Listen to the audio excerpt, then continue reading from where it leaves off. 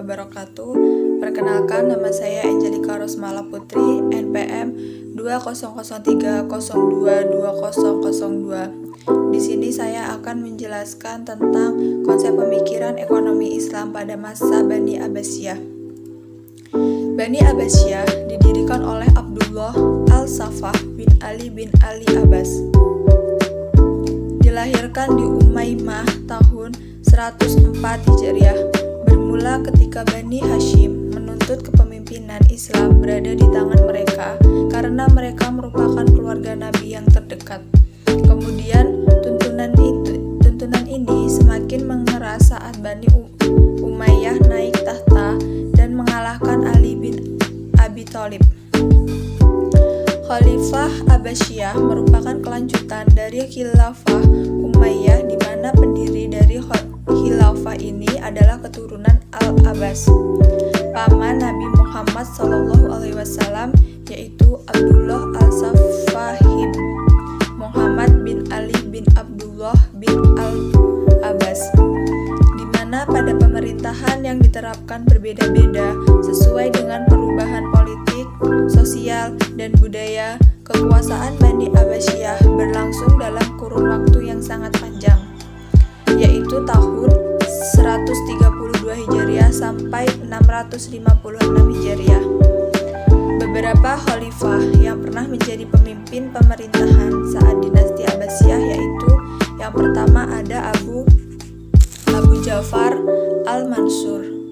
Pada awal pemerintahan beliau berbendaharaan negara dapat dikatakan tidak ada, karena khalifah sebelumnya Al-Saffah banyak menggunakan dana Baitul Mal untuk diberikan kepada para sahabat dan tentara. Hal tersebut mendorong Khalifah Al-Mansur untuk bersikap keras dalam peneguhan kedudukan keuangan negara, di samping penumpasan musuh-musuh khalifah, sehingga masa pemerintahannya ini juga dikenal sebagai masa yang penuh dengan kekerasan dalam zaman permulaan Daulah Abbasiyah. Perbendaharaan negara penuh berlimpah-limpah. Uang masuk lebih banyak dari uang keluar. Khalifah Mansur betul-betul meletakkan dasar-dasar yang sangat kuat bagi ekonomi dan keuangan negara. Keutamaan Mansur dalam menguatkan dasar Daulah Abbasiyah dengan ketajaman pemikiran, disiplin, dan adil adalah sama halnya dengan Khalifah Umar bin Khattab dalam menguatkan Islam. Yang kedua, Harun al-Rasyid. Pada masa pemerintahan Harun al-Rasyid, pertumbuhan berkembang pesat dan kemakmuran di dalam dinasti Abbasiyah mencapai puncaknya, mewujudkan keamanan, kedamaian, serta kesejahteraan rakyat. Membangun kota Baghdad yang terletak di antara sungai Efrat dan Tigris dengan bangunan-bangunan megah, membangun tempat-tempat peribadatan, membangun sarana pendidikan, kesehatan, perdagangan, dan kesenian, mendirikan Baitul Hikmah sebagai lembaga penerjemah perguruan tinggi, perpustakaan, dan penelitian, membangun Masjid Al-Muzakarah, lembaga pengkajian masalah-masalah keagamaan yang diselenggarakan di rumah-rumah, masjid-masjid, dan istana. Ia memiliki seorang qadhi, yaitu penasehat kerajaan yang cerdas. Popularitas Daulah Abbasiyah mencapai puncaknya di zaman Khalifah Harun al-Rasyid dan putranya Al-Ma'mun. Kesejahteraan sosial, kesehatan, pendidikan, ilmu pengetahuan, dan kebudayaan, serta kesastraan berada pada zaman keemasannya. Ketika tampak pemerintahan dikuasai Khalifah Harun al-Rasyid, pertumbuhan ekonomi berkembang dengan pesat dan kemakmuran Daulah Abbasiyah mencapai puncaknya. Ia membangun Baitul Mal untuk mengurus keuangan negara dengan menunjuk seorang wazir yang mengepalai beberapa diwan yang dialokasikan untuk riset ilmiah dan penterjemah buku-buku Yunani, di samping untuk biaya pertahanan dan anggaran rutin pegawai. Pendapatan tersebut dialokasikan untuk membiayai para tahanan dalam dalam hal penyediaan bahan makanan dan pakaian musim panas dan musim dingin. Yang ketiga, Umar ibnu Abdul Aziz. Umar ibnu Abdul Aziz diangkat menjadi khalifah pada usia 37 tahun berdasarkan wasiat Sulaiman bin Abdul Malik.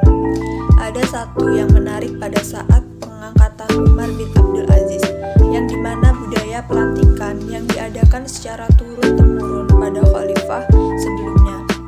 Umar bin Abdul Aziz tidak mengikuti karena tidak suka hal itu. Beliau lebih memilih memerintahkan orang-orang agar berkumpul untuk mendirikan sholat. Saat kepemimpinannya, Umar bin Abdul Aziz melakukan beberapa kebijakan. Salah satu kebijakan beliau pada bidang agama yaitu menghidupkan kembali ajaran Al-Quran dan sunnah Nabi. Umar bin Abdul Aziz menitik beratkan penghayatan agama di kalangan rakyatnya yang telah lalai dengan kemewahan dunia. Beliau memerintahkan menjadikan masjid-masjid sebagai tempat untuk mempelajari hukum Allah Subhanahu wa taala sebagaimana yang berlaku di zaman Rasulullah SAW dan para khulafah ur-rasyidin. Umar bin Abdul Aziz sebagai pemimpin yang baik mengingatkan kewajiban sebagai muslim yang artinya menjadi contoh kebaikan. Pemikiran Islam dalam masa Umar bin Abdul Aziz memprioritaskan pembangunan dalam negeri. Menurutnya, memperbaiki dan meningkatkan kesejahteraan negeri-negeri Islam adalah lebih baik dari menambah perluasan wilayah. Dalam rangka ini pula ia menjaga hubungan baik dengan pihak oposis dan memberikan hak kebebasan beribadah kepada penganut agama lain. Dalam melakukan berbagai kebijakan, Khalifah Umar bin Abdul Aziz lebih bersifat melindungi dan meningkatkan taraf hidup masyarakat secara keseluruhan, menghapus pajak terhadap kaum muslimin, mengurangi beban pajak kaum Nasrani, membuat aturan takaran dan timbangan, membasmi pekerja paksa, memperbaiki tanah pertanian, menggali sumur, pembangunan jalan, membangun tempat penginapan para musafir dan menyantuni fakir miskin.